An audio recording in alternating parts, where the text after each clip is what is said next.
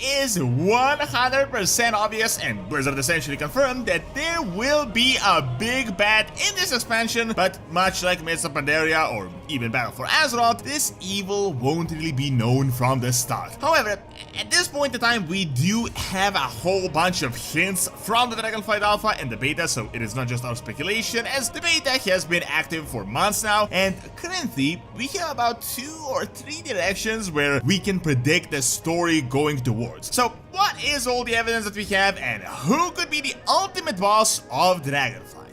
If you're looking for cheap games at amazing prices, check out this video sponsor, Gamivo. You can get everything from games to software, gift cards, and even get World of Warcraft game time and Dragonflight. You can get an even bigger discount with my code Doron, so make sure to click the link in the description below.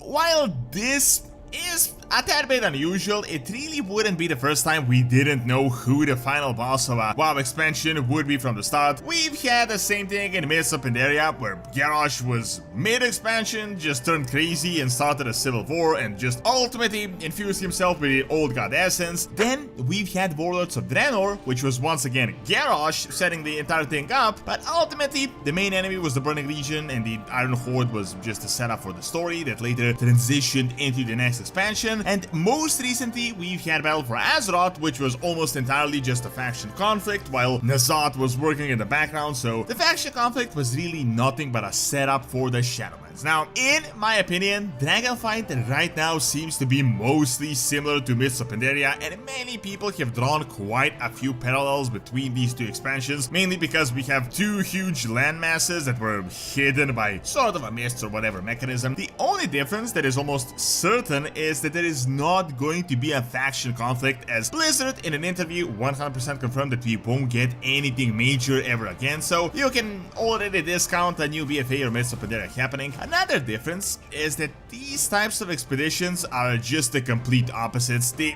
Invasion of Pandaria was literally an invasion where both the Horde and the Alliance discover and reach this new landmass and then just wanted to grab as many resources for themselves and artifacts as possible, while at the same time just constantly fighting each other. Right now, the best word to describe the Dragonflight would be an expedition where we are going together with the dragons, both the Alliance and the Horde combined, in order to aid them and to help Azeroth. So immediately, the premise is just completely different. However, let's be real, no one really cares about just learning about the Dragonflights and fighting the Centaur and just random native beings on these isles, and Blizzard is aware of this, which is why they, in an interview, confirmed that 100% there will be a big bad of this expansion. It's just that we don't know it immediately, and as the expansion progresses, this will become more clear. Well, the expansion is coming out in a bit more than a month. We don't really need to wait that much, as the alpha and the beta have been around for months, and we already have some really interesting hints on what is going on and who could potentially be the big bad of Dragonflight. So for the start, I'm going to lay out the most obvious parts for all of you that have been following the news in order to tie in with the ultimate point. As you're aware right now, in 10-0, the main enemy that we are fighting are these guys called the primalists. We are either fighting them directly or their proxies, as they have influenced a bunch of native species, but ultimately, these guys are the original dragons that are not exactly so protective of Azeroth and the mortals, and they see the Titans as invaders that corrupted their species, and they have been fighting the dragon aspects ever since. They even have something like the dragon aspects of their own, so like a pantheon, which are almost equal in power to the dragon aspects, and this ties in with the main Dractyr storyline and a few more questlines. Now, the reason I'm telling you this is that from this point we can extrapolate the most obvious choice for the ultimate villain, and that is Galakron. You all know him, the big bad zombie cannibal dragon that was the ultimate bad guy of Azeroth thousands of years ago. That was actually the cause the Protodrakes were elevated into dragon aspects in the first place. Well, he is something of an icon to the primalists, and there are many hints that they seek his return. There is also all the talk about that mysterious energy that corrupted him and just a whole bunch of speculations, but regardless, now his bones are in Northrend, and the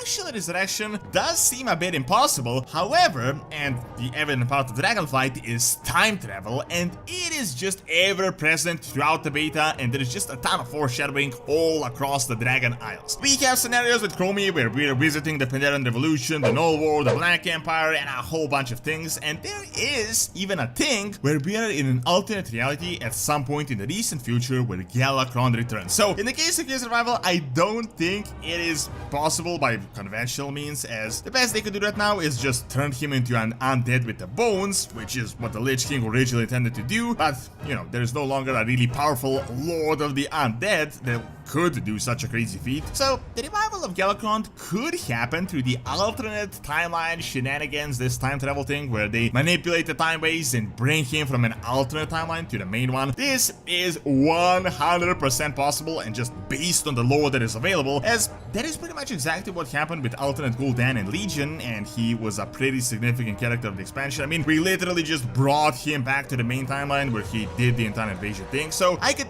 totally see the manipulation of time waves and the possible rebirth of Galakrond that could further be empowered by another force that is kinda in the background. Furthermore, right now there are about 2 other scenarios that are based on at least some type of evidence for the ultimate big bad. The second possible final boss would be Murozond.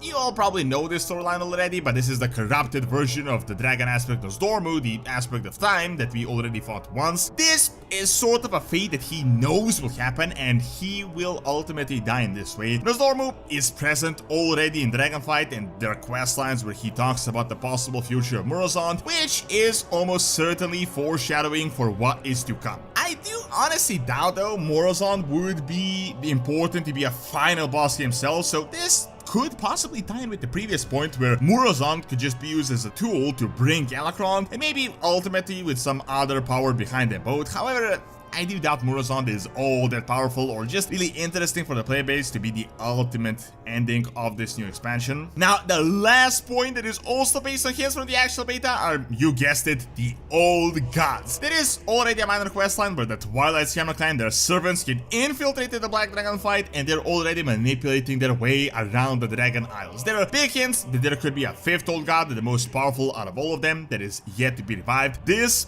could be Zealotet, the artifact that you're all familiar with. If you want to learn more about this in detail, I have an entire video on this theory. However, this is also a really big possibility, and really, why else would Old God servants somehow reach and infiltrate the Dragon Isles as early as 10.0 if they don't plan to do something quite big? Personally, I honestly doubt we will get an Old God final boss, as we already had Murozond, and that was pretty underwhelming to say the least. But once again, their storyline could be used as a jumping point to maybe introduce the Warlords, which are still the ultimate villains of the Warcraft universe that we have never ever seen before. Additionally, it is possible that all 3 of these points could be involved into one, which could be spread out across the different patches. So right now, to sum it up, we have evidence and foreshadowing for 3 big villains being relevant in Dragonflight: Galakrond, Dormu, and the Old Gods, or maybe the Warlords. Now, an additional point we could talk about is something just entirely different. However, at the moment this is a bit more ambiguous, as we don't have anything relevant in the actual beta, so this hardly counts as evidence. We know that Azerite and the World Soul are somehow heavily tied to the Dragon Isles, and we know the Titans really value this place due to the settling of the dragons here and just building all the facilities. So it is entirely possible that a completely new force may be involved here, which could be a continuation of the Shadowlands storyline, and that cliffhanger the jailer left us with, the big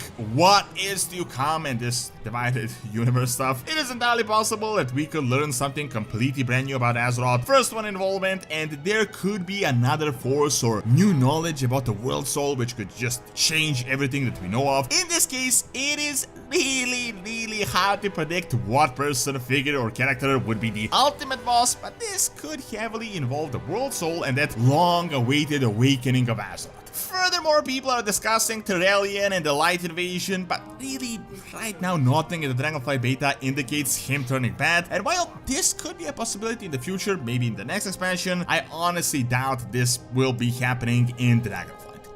Thank you for watching. Check out what an updated Silver Moon would look like, and also check out Academy for videos on real-world history. See you next time.